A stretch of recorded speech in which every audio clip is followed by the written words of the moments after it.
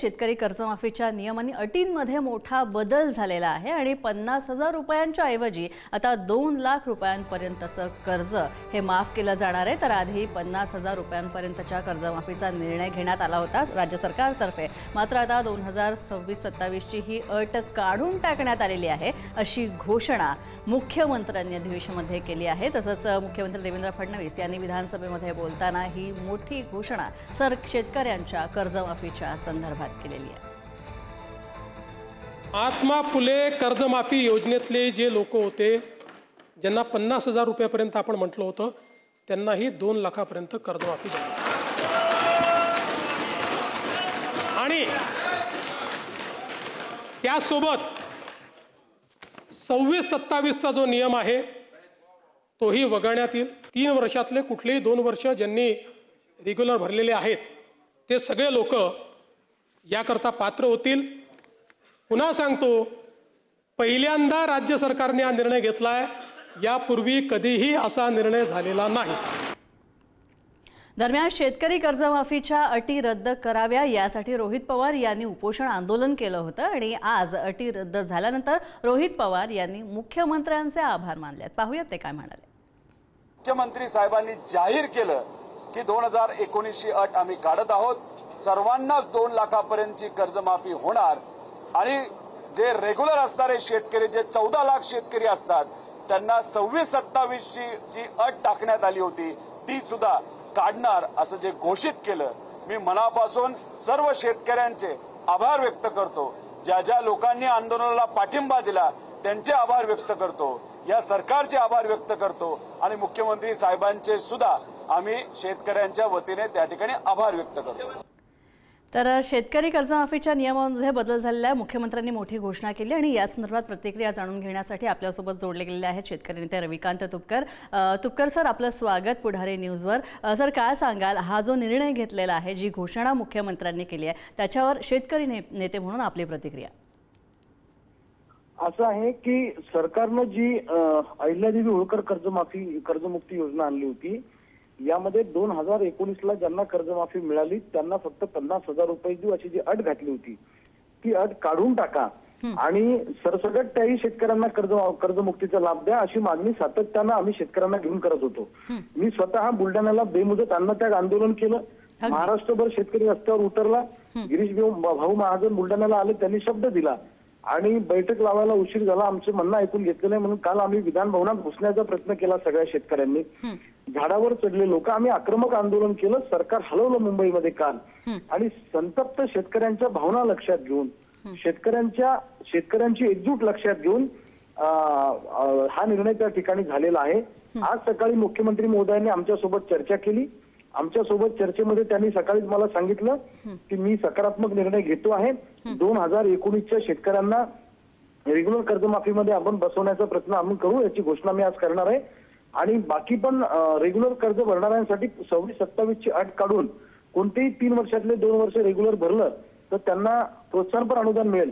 पण त्यामध्ये आमची मागणी अशी आहे, ज्या 2 घोषणा सरकारने केल्या त्याबद्दल सरकारचं अभिनंदन आहे, सरकारचं कौतुक आहे, पण प्रोत्साहनपर अनुदान जे 50,000 रुपये तुम्ही रेग्युलर भरणाऱ्यांना देणार आहे ते 1.5 लाखापर्यंत करा अशी आम्हा सगळ्या शेतकऱ्यांची मागणी आहे।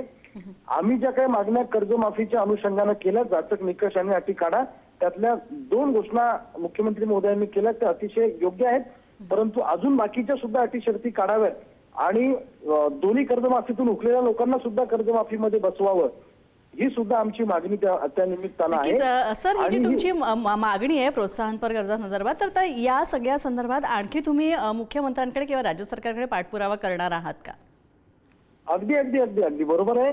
राहिलेल्या अटी आणि शर्ती काढण्यासाठी आमचा पाठपुरावा सुरू राहील, आमची आंदोलन सातत्यानं सुरू राहील आणि आज राज्य सरकारला ही जी घोषणा करावी लागली हा शेतकऱ्यांच्या आंदोलनाचा विजय आहे।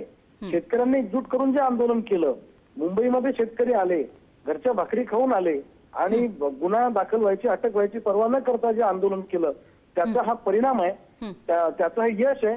अजून ताकदीनं बाकीच्या अटी आणि शर्ती काढण्यासाठी आमचा लढा सुरूच राहणार आहे। नक्कीच धन्यवाद रविकांतजी आपल्याशी बोलल्याबद्दल आणि ही प्रतिक्रिया दिल्याबद्दल. तर आपण पाहतो अतिशय महत्त्वाचा निर्णय शेतकरी कर्जमाफी संदर्भात शेतकरी कर्जमाफीच्या नियम आणि अटींमध्ये बदल करण्यात आलेला आहे. मुख्यमंत्र्यांनी आज सभागृहामध्ये बोलताना ही सगळ्यात मोठी घोषणा केलेली आहे. तर आधी 50,000 रुपयांपर्यंतचा कर्जमाफीचा निर्णय होता, मात्र आता ही अट काढून टाकण्यात आलेली आहे आणि 2026-27ची अट सुद्धा मुख्यमंत्र्यांनी काढून टाकलेली आहे असं घोषित केलेलं आहे. तर मुख्यमंत्री देवेंद्र फडणवीस यांनी विधानसभेमध्ये महत्त्वाची घोषणा केलेली आहे. तर कर्जमाफीचा हा जो निर्णय आहे यातल्या अटी शर्ती बदलण्यात आलेल्या आहेत आणि त्यामुळे आता महत्त्वाचा निर्णय हा घेण्यात आलेला आहे. आणि याबद्दल शेतकरी कर्जमाफीसाठी आणि काही अटी काढून टाकण्यासाठी आमदार रोहित पवार यांनी सुद्धा आंदोलन केलं होतं. तर यानंतर रोहित पवार यांनी सुद्धा मुख्यमंत्र्यांचे आभार मानले.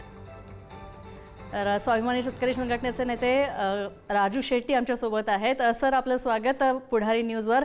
काय आपली प्रतिक्रिया या निर्णयासंदर्भात कर्जमाफीच्या?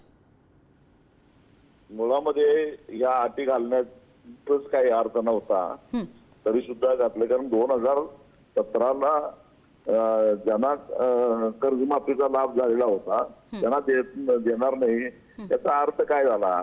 याचा अर्थ असा झाला की 2017 सुद्धा ते शेतकरी संकटात सापडलेले ते म्हणूनच ते ना कर्जमाफी दिलेली होती आणि नैसर्गिक आपत्तीमुळे आता संकटले. त्यामुळे हा मुद्दा अत्यंत चुकीचा होता आणि त्या संदर्भात निर्णय सरकारने घेतला तर काय आश्चर्य वाटायचं कारण नाही. तर ठीक आहे, उशिराने का होणार, चांगला निर्णय घेतला, काय हरकत नाही. परंतु कर्जमाफी देणार कधी? तारीख पे तारीख व्हायला लागली नाही. इथं शेतकऱ्याला बँका दारात उभा करणार, पहिला खाती आमची रिकामी करा, नंतर सरकारनं कर्ज गोठवावं आणि बँकांना सांगावं की या कर्जाची जबाबदारी सरकारनं घेतलेली आहे, आता बँकांनी शेतकऱ्याला तगादा लावू नये हे तरी सांगायला पाहिजे. हे मात्र मुख्यमंत्री बोलत नाही, याचं मला आश्चर्य वाटतं. अर्थात, पण या सगळ्या संदर्भात सरकारनं आज जो निर्णय घेतला, मुख्यमंत्र्यांनी जी घोषणा केली आहे राजू शेट्टीजी, त्या संदर्भात तुम्ही खरंच समाधानी आहात का? आणि सगळ्यात महत्त्वाचं म्हणजे तुपकरांनी सुद्धा आभार मानलेले आहेत आणि रोहित पवारांनी सुद्धा आभार मानलेले आहेत, पण तुमचं कुठेतरी समाधान झालं नाहीये? फार मोठी संख्या नाही आहे शेतकऱ्यांची या त्याच्यामध्ये, काय त्यामुळे एवढं काय खुश होऊन जाण्यासारखं काही नाही आहे याच्यामध्ये. अच्छा अच्छा अच्छा अच्छा ठीक आहे, धन्यवाद सर आमच्याशी बोलल्याबद्दल. तर आपण पाहतोय राजू शेट्टी यांनी सुद्धा काहीसं असमाधान व्यक्त केलेलं आहे की ते सुद्धा या सरकारच्या निर्णयासंदर्भात समाधानी नाही आहेत. तर या संदर्भात शेतकरी नेते अजित नवले यांनी सुद्धा प्रतिक्रिया दिलेली आहे, पाहूया. 26 आणि 27 मध्ये सुद्धा नियमित कर्ज फेडल्याचा पुरावा सादर करावा लागणार होता. ती अट सुद्धा राज्य सरकारने आंदोलनाच्या पार्श्वभूमीवर रद्द केलेली आहे. ही अत्यंत स्वागतार्ह बाब आहे. इतर अटी शर्तींचा सुद्धा आगामी काळात सरकार सकारात्मक विचार करेल. तूर्त ह्या 2 अटी शर्ती सरकारने आंदोलनाच्या पार्श्वभूमीवर मागे घेतलेल्या आहेत. याबद्दल किसान सभेच्या वतीनं राज्य सरकारचं आणि माननीय मुख्यमंत्र्यांचं मी अभिनंदन करतो, आभार व्यक्त करतो. आपण पाहतोय शेतकरी कर्जमाफीचा मोठा निर्णय, नियम आणि अटींमध्ये मोठा बदल. 50,000 रुपयांऐवजी आता 2 लाख रुपयांपर्यंतचं कर्ज हे माफ करण्यात आलेलं आहे.